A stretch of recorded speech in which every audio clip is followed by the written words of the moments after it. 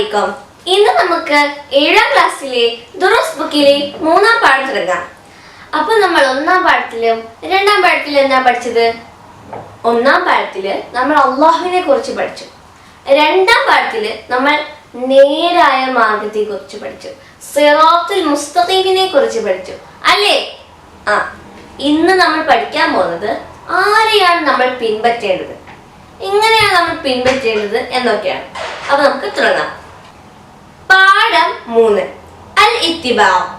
അള്ളാഹുവിന്റെ കലാമാണല്ലോ വിശുദ്ധ ഖുർആൻ. അപ്പൊ അള്ളാഹുവിന്റെ കലാമാണെന്ത്? വിശുദ്ധ ഖുർആൻ അല്ലേ? പിന്നെയോ ഖുർആനിന്റെ വിശദീകരണമാണ് നബിചര്യ. അപ്പോ ഖുർആൻ നമുക്ക് എന്താക്കാൻ പറ്റില്ല, നമുക്ക് മനസ്സിലാക്കാൻ പറ്റില്ല, നമുക്ക് പൂർണ്ണമായിട്ടും മനസ്സിലാക്കാൻ പറ്റില്ല അല്ലേ? അപ്പോ ഖുർആനിന്റെ വിശദീകരണമാണിത് നബിചര്യ. അപ്പൊ ഖുർആനിൽ എന്തൊക്കെ പറഞ്ഞിട്ടുണ്ടോ അതൊക്കെ എന്ത് ചെയ്തിട്ടുണ്ട്? നബി സല്ലല്ലാഹു അലൈഹി വസല്ലമ തങ്ങൾ നമുക്ക് ജീവിച്ച് കാണിച്ച് തന്നിട്ടുണ്ട് അല്ലേ? അപ്പൊ എങ്ങനെയാണ് വരുന്നത്? അള്ളാഹുവിന്റെ കലാമാണ് ഖുർആൻ, ഖുർആനിന്റെ വിശദീകരണമാണിത് നബിചര്യ. നബി സല്ലല്ലാഹു അലൈഹി വസല്ലമയിൽ നിന്ന് സ്വഹാബികളും അവരിൽ നിന്ന് താബിഈകളും അവരിൽ നിന്ന് പിൽക്കാല മുഅ്മിനുകളും ദീൻ പഠിച്ചു. അപ്പൊ എന്താണ്? നബിയുടെ അടുക്കൽ നിന്ന് സ്വഹാബാക്കൾ എന്ത് ചെയ്തു? ദീന് പഠിച്ചു. സ്വഹാബാക്കളിൽ നിന്ന് താബിഈകൾ പഠിച്ചു. താബിഈകളിൽ നിന്ന് പിൽക്കാല മുഅ്മിനുകൾ പഠിച്ചു. പിൽക്കാല പറഞ്ഞാൽ എന്താണ്? ഇനി വരാൻ പോകുന്ന തലമുറ അല്ലേ? അതാണെന്ത്? പിൽക്കാല തലമുറ അങ്ങനെയൊക്കെ നമ്മൾ പറയുന്നത്. ഓക്കെ. പിന്നെയോ ഇങ്ങനെ പരമ്പരാഗതമായാണ് വിശുദ്ധ ദീൻ നമ്മിലേക്ക് എത്തിച്ചേർന്നത്. അപ്പൊ ഇങ്ങനെ ഓരോ തലമുറ കഴിഞ്ഞിട്ടാണ് എന്ത് നമ്മുടെ അടുത്തേക്ക് ദീൻ എത്തിച്ചേർന്നത് അല്ലെ? നമ്മുടെ ദീനിന്റെ പേരെന്താണ്? ഇസ്ലാം. പിന്നെയോ നബി സല്ലല്ലാഹു അലൈഹി വസല്ലമ പറഞ്ഞു. അപ്പൊ നബി പറഞ്ഞൊരു ഹദീസാണെന്ത്? ഇത് നോക്കൂ. തറക്തു ഫീകും അംറൈനി ലൻ തദില്ലു മാ തമസ്സക്തും ബിഹിമാ കിതാബുല്ലാഹി വസുന്നതുഹു റസൂലിഹി. അപ്പൊ എന്താണ്? 2 കാര്യങ്ങൾ നിങ്ങൾക്കിടയിൽ ബാക്കി വെച്ചാണ് ഞാൻ പോകുന്നത്. അവ മുറുകെ പിടിക്കുന്ന കാലത്തോളം നിങ്ങൾ വഴിപിഴക്കില്ല. ഒന്ന് അള്ളാഹുവിന്റെ കിതാബും മറ്റൊന്ന് നബിചര്യയും. അപ്പൊ എന്താണ്? നബി വഫാത്താകുമ്പോ അല്ലെ എന്താണ് നബി പറഞ്ഞിട്ടുണ്ട്? എന്താണ്? ഞാന് ഇവിടെ പോകുന്നതിന് മുൻപ് 2 കാര്യങ്ങൾ വെച്ച് പോകുന്നുണ്ട്. ആ 2 കാര്യങ്ങൾ നമ്മൾ പിൻപറ്റിയാൽ നമ്മൾ ഒരിക്കലും എന്തായാലും വഴി പിഴക്കില്ല. വഴി പിഴക്കില്ല പറഞ്ഞാല് തെറ്റായ വഴിയൊന്നും നമ്മൾ സ്വീകരിക്കില്ല. അപ്പൊ ആ 2 കാര്യങ്ങൾ എന്താണ്? വിശുദ്ധ ഖുർആനും പിന്നെയോ നബിചര്യയും. അപ്പൊ കിതാബുല്ലാഹി പറഞ്ഞാൽ എന്താണ്? അള്ളാഹുവിന്റെ കിതാബ് അല്ലേ? അപ്പൊ അള്ളാഹുവിന്റെ കിതാബ് എന്താണ്? ഖുർആൻ. അപ്പൊ വിശുദ്ധ ഖുർആനും മറ്റൊന്നെന്താണ്? നബിചര്യയും. പിന്നെയോ നബി സല്ലല്ലാഹു അലൈഹി വസല്ലമയിൽ നിന്ന് ദീൻ പഠിച്ചവരാണല്ലോ സഹാബാക്കൾ. അപ്പൊ നബിയുടെ അടുക്കൽ നിന്നാണ് എന്ത്? സ്വഹാബികള് ഇസ്ലാം പഠിച്ചത് അല്ലെ? നമ്മൾ ആദ്യം തന്നെ പറഞ്ഞു എന്താണ്? നബിയിൽ നിന്ന് സ്വഹാബാക്കളും സ്വഹാബാക്കളിൽ നിന്ന് താബിഈകളും താബിഈകളിൽ നിന്ന് പിൽക്കാല മുഅ്മിനുകളും ഇസ്ലാം പഠിച്ചു അല്ലേ? പിന്നെയോ അവർ അവരുടെ പിൻതലമുറക്കാർക്കും അവർ ശേഷമുള്ളവർക്കും ദീൻ പഠിപ്പിച്ചു കൊടുത്തു. അപ്പൊ എന്താണ്? സ്വഹാബാക്കള് അവരെ ശേഷം വന്ന തലമുറക്കും അതിനുശേഷമുള്ള തലമുറക്കും അങ്ങനെ പരമ്പരാഗതമായി എന്ത് ചെയ്തു? ദീന് പകർത്തി കൊടുത്തു അല്ലേ? പിന്നെയോ മുജ്തഹിദുകളായ പണ്ഡിതന്മാർ ഖുർആനിലെയും ഹദീസുകളിലെയും നിയമങ്ങൾ ക്രോഡീകരിച്ചു. അപ്പൊ മുജ്തഹിദുകളായ പണ്ഡിതന്മാർ പറഞ്ഞാൽ എന്താണ് നിങ്ങൾക്കറിയോ? ഹദീസുകളും പിന്നെ ഖുർആൻ ആയത്തും എല്ലാം പഠിച്ച പണ്ഡിതന്മാരാണ്. അപ്പൊ എന്താണ്? എല്ലാ ഹദീസുകളും എല്ലാ ആയത്തുകളും ഒക്കെ മനസ്സിലാക്കി പഠിച്ച പണ്ഡിതന്മാരാണ് എന്താണ് നമ്മൾ പറയുന്നത്? മുജ്തഹിദുകളായ പണ്ഡിതന്മാർ അല്ലേ? കുറേ ഹദീസ് ഉണ്ട്, ലക്ഷക്കണക്കിന് ഹദീസുകളുണ്ട്. അതൊക്കെ പഠിച്ച് എന്താണ് അതിൽ നിന്നും നിയമങ്ങൾ ക്രോഡീകരിച്ചതാണ് ആര്? മുജ്തഹിദുകളായ പണ്ഡിതന്മാർ. നമുക്ക് മുജ്തഹിദുകളായ പണ്ഡിതന്മാർ ആവാൻ പറ്റോ? ഇല്ല. കാരണം എന്താണ്, നമുക്ക് ലക്ഷങ്ങൾക്ക് ഹദീസൊന്നും നമുക്കറിയില്ല അല്ലേ? പിന്നെ നമുക്ക് അത്ര പഠിക്കാനൊന്നും പറ്റത്തും ഉണ്ടാവില്ല അല്ലേ? പിന്നെയോ, അങ്ങനെ കർമ്മപരമായ ഹനഫി, മാലിക്കി, ഷാഫിഈ, ഹംബലി എന്നീ 4 മദ്ഹബുകളും വിശ്വാസപരമായ അശ്അരി, മാതുരിദി എന്നീ 2 ത്വരീഖത്തും രൂപപ്പെട്ടു. അപ്പൊ എന്താണ് കർമ്മപരമായ പറഞ്ഞാൽ എന്താണ്, നമ്മൾ ക്രിയ ചെയ്തിട്ടുള്ളത്. ക്രിയ പറഞ്ഞാല് ആക്ഷന് അല്ലെ? അപ്പൊ ആക്ഷൻ ചെയ്തിട്ടുള്ള ആരാധനകൾ ഏതിൽ പെട്ടതാണ്? ഫിഖഹിൽ പെട്ടതാണ് അല്ലെ? ഫിഖഹിൽ പെട്ട 4 മദ്ഹബുകളുണ്ട്. അതാണ് എന്തൊക്കെ? ഹനഫി, മാലിക്കി, ഷാഫിഈ, ഹംബലി. പിന്നെ 2 ത്വരീഖത്തുണ്ട്. ത്വരീഖത്ത് പറഞ്ഞാൽ എന്താണെന്നറിയോ? നമ്മൾ അഖീദ, അതിനുമായി ബന്ധപ്പെട്ടുള്ള വിശ്വാസപരമായിട്ടുള്ള കാര്യങ്ങൾക്കാണ് നമ്മൾ എന്ത് പറഞ്ഞത്? ത്വരീഖത്ത്.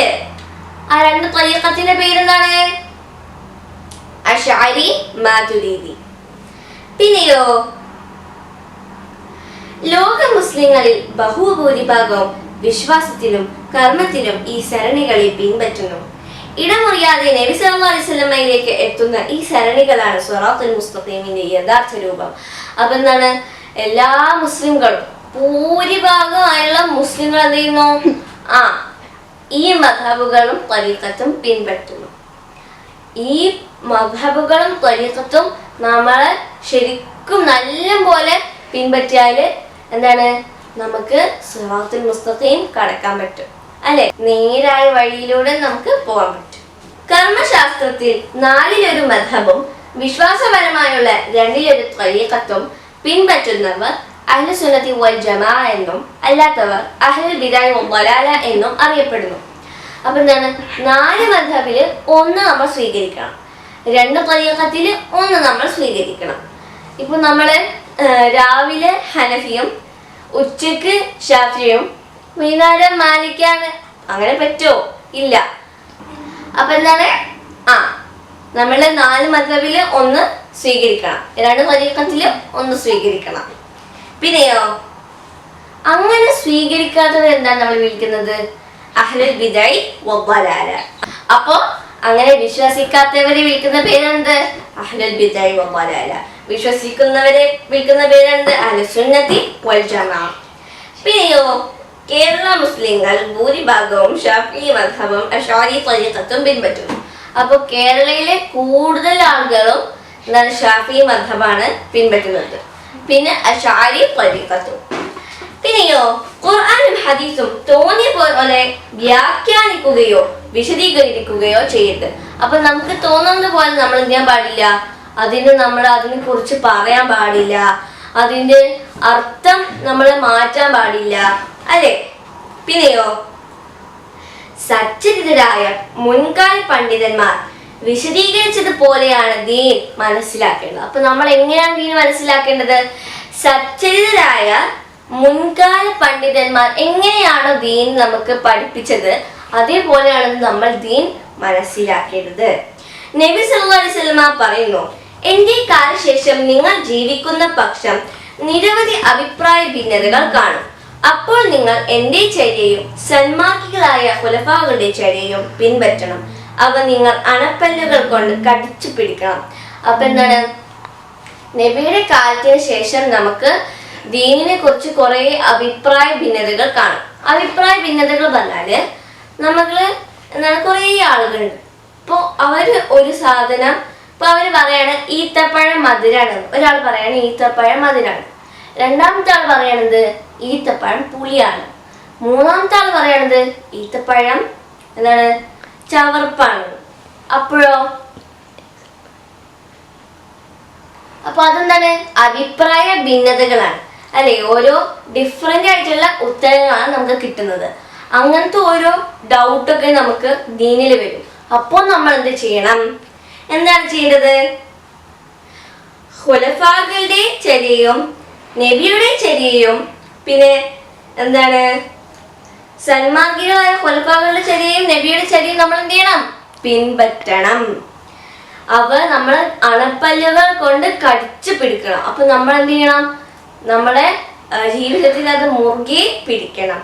പിന്നെയോ നബി സല്ലല്ലാഹു അലൈഹി വസല്ലമ, സ്വഹാബ, സച്ചരിതരായ മുൻഗാമികൾ എന്നിവരെ പിന്തുടർന്ന് സ്വർഗത്തിൽ പ്രവേശിക്കാൻ അള്ളാഹു നമ്മെ അനുഗ്രഹിക്കട്ടെ. ആമീൻ. ഇനി നമുക്ക് തദ്രീബാത്ത് നോക്കാം. അത്തദ്രീബാത്ത്. 1. ഉത്തരം പറയാം. 1. ഖുർആനിന്റെ വിശദീകരണമാണ് എന്ത്? ഉത്തരം നബിചര്യ. 2. ദീൻ നമ്മിലേക്ക് എത്തിയത് എങ്ങനെ? ഉത്തരം നബി സല്ലല്ലാഹു അലൈഹി വസല്ലമയിൽ നിന്ന് സ്വഹാബികളും അവരിൽ നിന്ന് താബിഈകളും അവരിൽ നിന്ന് പിൽക്കാല മുഅ്മിനുകളും ദീൻ പഠിച്ചു. ഇങ്ങനെ പരമ്പരാഗതമായാണ് വിശുദ്ധ ദീൻ നമ്മിലേക്ക് എത്തിച്ചേർന്നത്. 3. ഖുർആൻ, ഹദീസ് എന്നിവയിൽ നിന്ന് നിയമങ്ങൾ ക്രോഡീകരിച്ചു. ആര്? ഉത്തരം എന്താണ്? മുജ്തഹിദുകളായ പണ്ഡിതന്മാർ. 4 മദ്ഹബുകൾ ഏവ? ഹനഫി, മാലിക്കി, ഷാഫിഈ, ഹംബലി.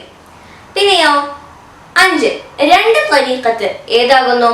ഉത്തരം അശ്അരി, മാതുരിദി. 6 അഹ്ലുസുന്നത്തി വൽ ജമാഅ ആരാകുന്നു? ഉത്തരം കർമ്മശാസ്ത്രത്തിലെ 4 മദ്ഹബും വിശ്വാസപരമായുള്ള 2 ത്വരീഖത്തും പിൻപറ്റുന്നവരാണ് അഹ്ലുസുന്നത്തി വൽ ജമാഅ. 7 അഹ്ലുൽ ബിദ്അ വൽ ളലാല ആരാകുന്നു? ഉത്തരം കർമ്മശാസ്ത്രത്തിലെ 4 മദ്ഹബും വിശ്വാസപരമായുള്ള 2 ത്വരീഖത്തും പിൻപറ്റാത്തവരാണ് അഹ്ലുൽ ബിദ്അ വൽ ളലാല. 2 പൂരിപ്പിക്കാം. 1 തറക്തു ഫീക്കും ഡാഷ് റസൂലിഹി. തറക്തു ഫീക്കും അംറൈനി ലൻ തദില്ലു മാ തമസ്സക്തും ബിഹിമാ കിതാബുല്ലാഹി വസുന്നത്തു റസൂലിഹി. 3 വ്യക്തമാക്കാം. 1 ദീനിനെ മനസ്സിലാക്കേണ്ട രൂപം. ഉത്തരം ഖുർആനും ഹദീസും തോന്നിയ പോലെ വ്യാഖ്യാനിക്കാനോ വിശദീകരിക്കുകയോ ചെയ്യരുത്. സച്ചരിതരായ മുൻകാല പണ്ഡിതന്മാർ വിശദീകരിച്ചതുപോലെയാണ് ദീൻ മനസ്സിലാക്കേണ്ടത്. 2 തിർമിദി റിപ്പോർട്ട് ചെയ്ത ഹദീസിന്റെ സാരം എന്താണ്? എന്റെ കാലശേഷം നിങ്ങൾ ജീവിക്കുന്ന പക്ഷം നിരവധി അഭിപ്രായ ഭിന്നതകൾ കാണും. അപ്പോൾ നിങ്ങൾ എന്റെ ചര്യയും സന്മാർഗികളായ ഖുലഫാകളുടെ ചര്യയും പിൻപറ്റണം.